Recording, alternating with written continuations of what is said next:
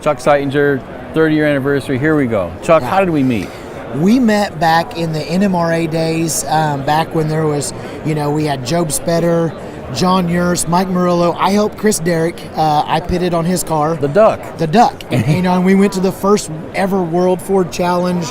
We raced NMRA, and that's where I met you. And that was when, we ran nitrous combinations, we ran blower combinations, and we kept getting our butts kicked by these things called turbos.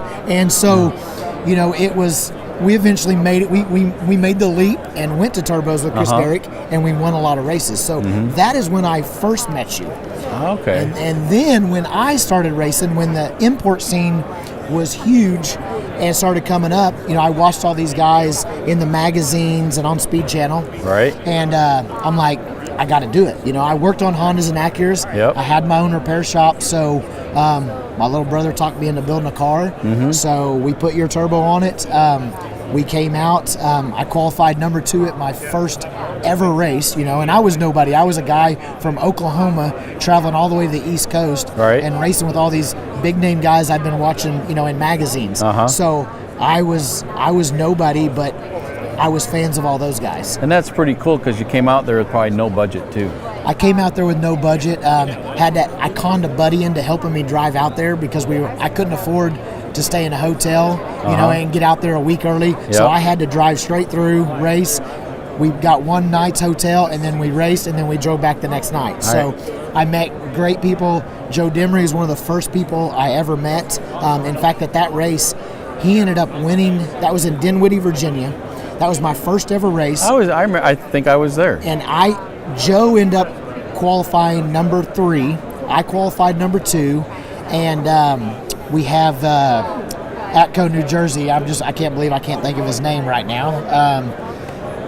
Qualified number 1, and he ended up going out. I went out early, but I felt really good that I qualified number 2 at my first ever professional race, and then I met a lot of great people. I mean, Andrew Bermia, Tony Palo, Stephanie Egham. Yep. In fact, that might have been Stephanie's first race in a hot rod car.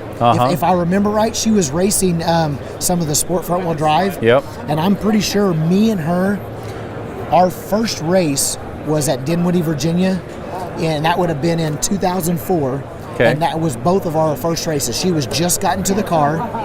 In 04. I might have been there with her because I was tuning that car for a lot of years. Right. Last in 06, so it's probably 04. If I wasn't at that one, I was probably there pretty soon because they were using my rig. Okay, well, I think those are back in the days, when we started, Wasn't that crazy? Yeah, and so, I'm very familiar with Precision Turbo. Like I said, I ended up winning the championship that year in 2004. Yep. Went down to the very last, Gary Gardella. I can't believe I forgot his name, but he qualified number 1 at that race. And put like 3 or 4 tenths on the whole field. But he didn't win the race. Joe Demery won that race. I remember that. I went out early, but I fought that whole year. I ended up winning the championship.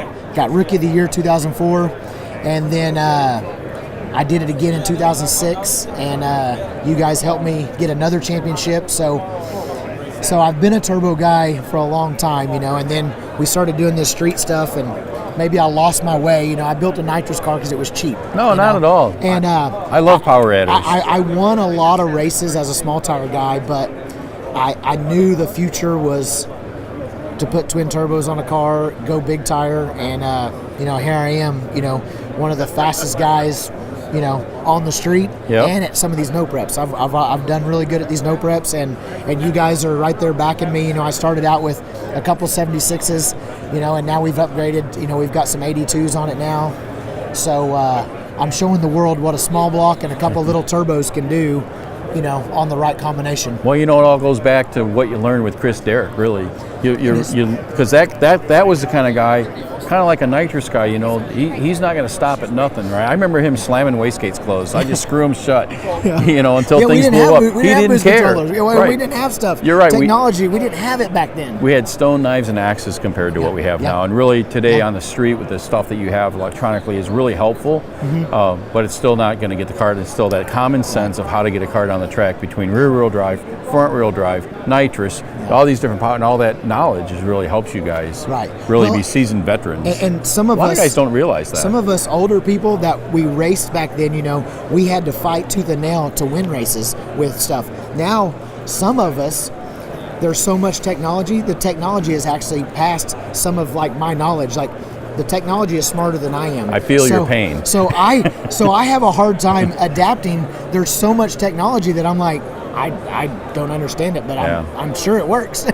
So it does. I have to go back and use some of the old school stuff, and and I'm competitive. I just want to win races, and I do what it takes to win. And you guys have backed me, like I said, since 2004. When I started racing in the import world, you guys took care of me, and I'm still, I feel like I'm one of the fastest guys on the street, and I think you are. Those precision turbos just bring me right through there. So, big things to come. Well, Chuck, thanks for your loyalty, and thanks for all the years of working with our products. And it's after 30 years of doing this, it's really fun to just stand here and talk to people that have lived it. Yeah. And lived it in a lot of different ways. Yeah. I've seen it from all the different angles, and I'm just blessed to be where I'm at, and I'm happy, and I get to race for a living. I mean, how many people can say that? Not too many. As a kid, it was a dream, and now it's reality. Yep. So that's awesome. Thank you very much. Thank you, Chuck. Thanks for all your help and support. Appreciate it. Appreciate it. Thanks, man. Thank you. Thank you.